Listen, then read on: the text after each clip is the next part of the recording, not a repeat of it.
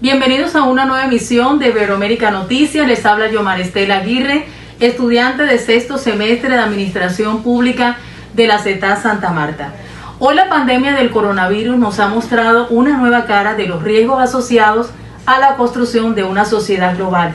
Se trata de la primera gran crisis sanitaria de esta nueva época del mundo. Una crisis que, con independencia de la letalidad del virus que la protagoniza, ha conseguido adquirir las dimensiones que tiene gracias a la interrelación e interdependencia que caracteriza la actividad económica y social de nuestros días. Puedo decirles que la crisis del COVID-19 es la prueba fehaciente de que la sociedad mundial es ya una sola.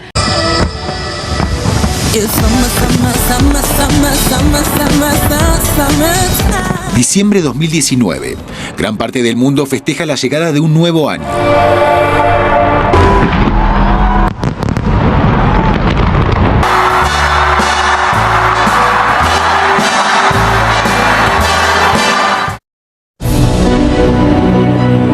Mientras el mundo celebra, esta ciudad en el centro de China comienza a preocupar a la comunidad científica internacional.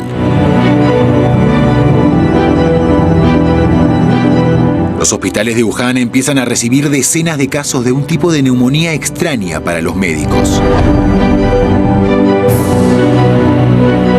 Los primeros contagios son reportados a la OMS y las autoridades sanitarias de China cierran el mercado mayorista de mariscos después de que se descubriera que los animales salvajes vendidos allí pueden ser la fuente del virus. Tras varios análisis, China comunica que los casos desconocidos de neumonía en Wuhan no son provocados por los virus del SARS ni del MERS, sino por uno nuevo de la familia de los coronavirus, llamado en un principio por la OMS 2019 nCoV.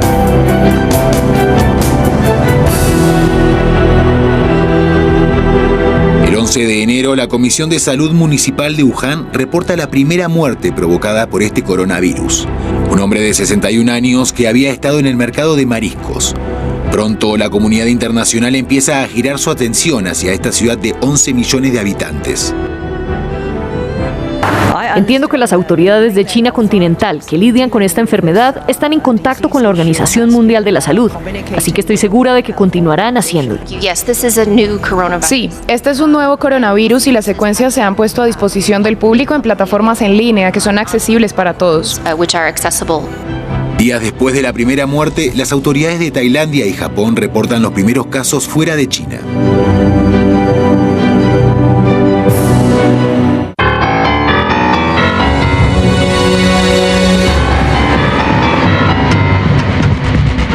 Nuevo reto para las autoridades. Comienza la migración humana más grande del mundo, el Año Nuevo Lunar Chino. Pese a que los casos se multiplican, millones de ciudadanos viajan a sus ciudades de origen.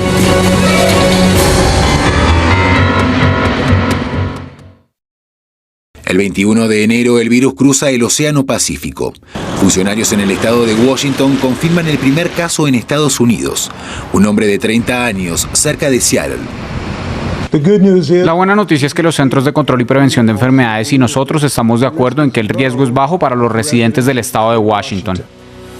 Tras este anuncio, las alarmas se prenden en el mundo y los aeropuertos comienzan a tomar medidas.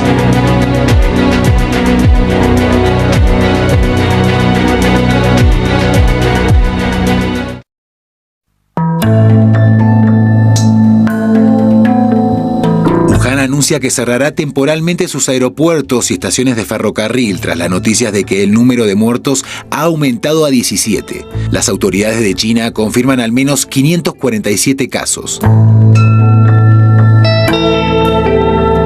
Pese a las restricciones globales, el virus aterriza en Europa.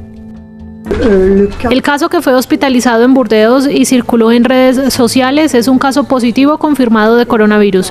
El paciente tiene 48 años, acaba de regresar de China donde pasó pocos días y estuvo en la ciudad de Wuhan. El número de casos globales continúa creciendo. Para el 25 de enero, la cifra ya es de más de 1.000 positivos y para el 27, el número de muertos es de más de 100. Ante el incremento acelerado de casos, Rusia toma medidas drásticas para frenar el avance del virus. Hoy le informamos a todos sobre las medidas tomadas para cerrar la frontera con China en el lejano oeste. 30 días después de que comenzara la crisis, la Organización Mundial de la Salud hace un importante anuncio. Declaro una emergencia de salud pública de preocupación internacional por el brote mundial del nuevo coronavirus. Mientras el mundo supera las 500 muertes, 2 escenas de películas sacuden al mundo. El crucero Diamond Princess, que transportaba a más de 3.700 personas, es puesto en cuarentena. Y en la ciudad epicentro del virus, Wuhan, se termina de construir un hospital con capacidad para 1.000 pacientes, fabricado en solo 10 días.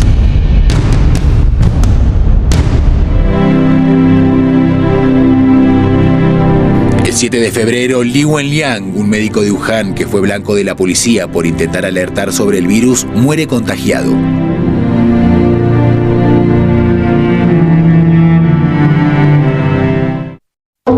Pese a las disputas comerciales entre Estados Unidos y China, el presidente Trump elogia la labor de Beijing en el manejo de la crisis. Anoche tuve una muy buena charla con el presidente Xi y hablamos principalmente sobre el coronavirus. Están trabajando muy duro y creo que están haciendo un trabajo muy profesional. El 10 de febrero, pese a que el coronavirus ha cobrado la vida de más de 1.000 personas en todo el mundo, el presidente Trump sorprende con una polémica posición frente al virus. Ahora, el virus del que estamos hablando, sabes, mucha gente piensa que desaparecerá en abril con el calor. El 11 de febrero, el director general de la OMS nombra por primera vez una palabra que se repetiría millones de veces. Ahora tenemos un nombre para la enfermedad y es COVID-19. Un turista chino que fue diagnosticado con el virus muere en Francia, convirtiéndose en la primera persona en fallecer por el brote en Europa. La cifra de muertos por el coronavirus asciende a más de 1.500 y las autoridades de Egipto reportan un caso, confirmando así el primer positivo de África. La segunda semana de febrero, un rayo de esperanza empieza a verse en China. Los casos comienzan a disminuir y la crisis parece haber terminado. Por otro lado, contamos con la opinión de la doctora Livia Forero, asesora de gestión de salud pública de la Oficina de Despacho de las Secretarías de Salud Departamental del Magdalena.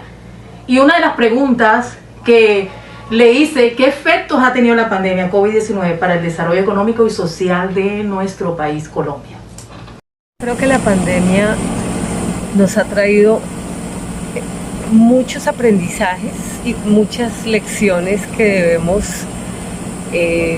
analizar, sistematizar para mirar cómo se debe orientar la administración pública en función de la respuesta a unas necesidades de una población.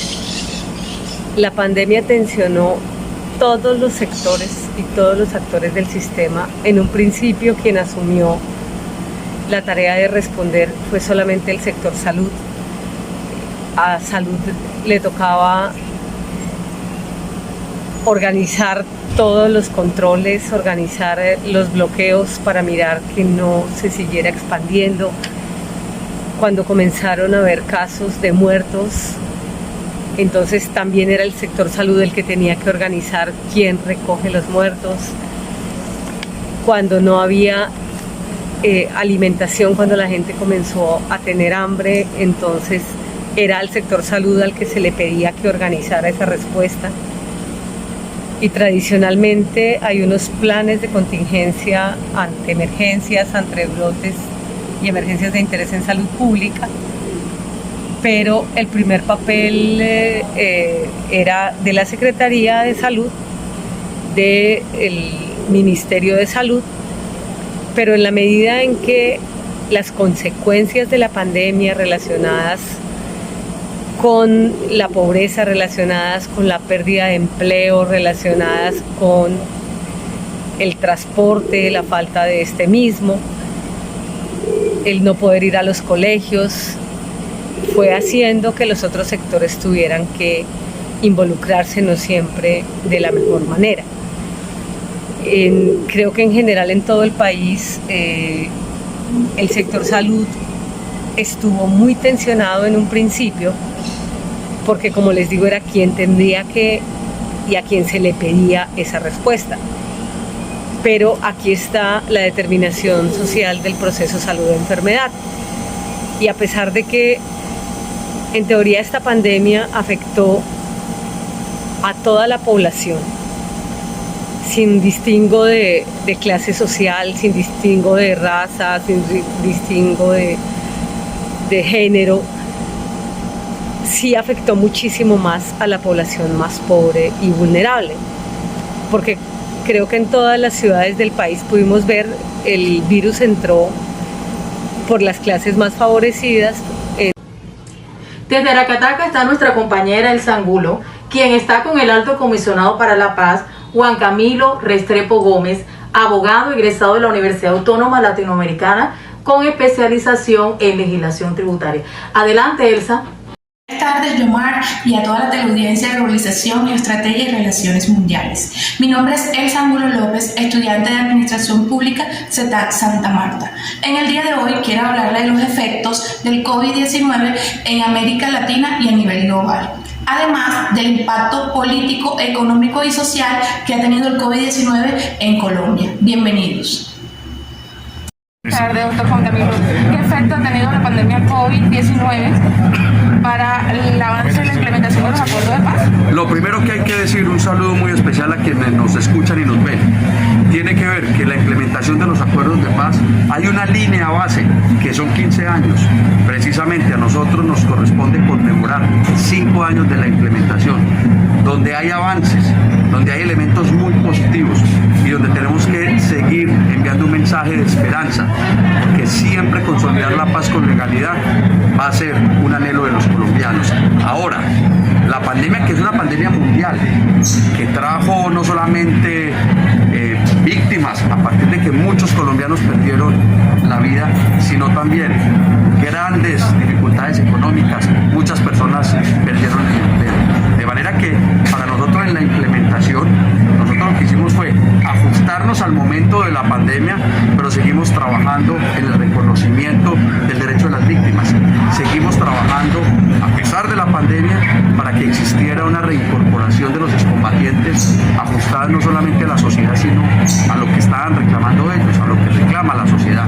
Pero también seguimos trabajando en pandemia para que llegara la oferta institucional, especialmente tratándose de la implementación, a los 170 municipios de ley. Y por supuesto, se complementa en esa paz con legalidad que exista una justicia con verdad, reparación y no repetición. Y en términos de seguridad, ¿cuál es el gran aporte de la Oficina del Alto Comisionado para consolidar la seguridad? El venir a estos territorios, el graduar a ciudadanos y a ciudadanas en el programa Paso a Paso, y en la medida en que consolidamos la paz con legalidad, estamos hablando de una seguridad integral para el departamento del Magdalena. Paz con legalidad en lugar de estigmatización, para que surja la convivencia en lugar de la violencia. Muchísimas gracias. Aunque el 2020 comenzó con la expectativa de que América Latina y el Caribe crecería un 1.6 en el año, recuperándose de un crecimiento casi nulo en 2019, estas esperanzas fueron barridas por el coronavirus. El COVID-19 ha costado cientos de miles de vidas en la región y ha destruido algunos modos de sustento. El PIB disminuyó un 7.4 en el 2020, la mayor pérdida de producto en un solo año para la región desde al menos 1821. La pandemia ha provocado crisis económica en prácticamente todos los países del mundo. El crecimiento en el 2020 fue inferior al del 80% de todos los años anteriores, en una conocida base de datos históricas en la gran mayoría de países. La singularidad de esta crisis es que, para desacelerar la propagación del virus, los gobiernos se vieron obligados a restringir severamente la movilidad de las personas y cerraron deliberadamente grandes sectores de su economía. Por consiguiente, el comercio se colapsó, los flujos de capital se secaron y los precios de las materias primas se hundieron. Contexto internacional. El coronavirus apareció por primera vez en Wuhan, una ciudad de 11 millones de habitantes en la provincia de Hubei, en China Central. Después de 2 fases de restricciones ligeras a la movilidad, una tercera fase de confinamiento más estricto logró controlar el brote. Otros países como Singapur y Corea del Sur también lograron controlar la propagación del virus con una combinación de confinamientos, testeos a gran escala y rastreo de contactos. En enero del 2020, las proyecciones auguraban que el crecimiento económico de China sería de aproximadamente el 6% anual, pero la estimación fue rebajada un 1% hasta junio, debido a una brusca caída del PIB en el primer trimestre, después de las restricciones a la movilidad en gran parte del país. Sin embargo, a medida que el virus fue controlado y disminuyeron los casos nuevos, las ciudades y provincias pudieron abrir y la recuperación fue mayor a lo previsto y el año cerró con un crecimiento del 2.3%. Los casos de COVID aumentaron rápidamente en la mayoría de los países en el primer trimestre del 2020 y hacia el comienzo del segundo trimestre. El PIB se desplomó drásticamente en el segundo trimestre de las economías avanzadas a medida que el temor de virus aumentó y que se implementaron las políticas de confinamiento. Con esto culminamos la emisión de hoy de Iberoamérica Noticias. Los esperamos, por supuesto, el fin de semana en el resumen y este lunes con más información.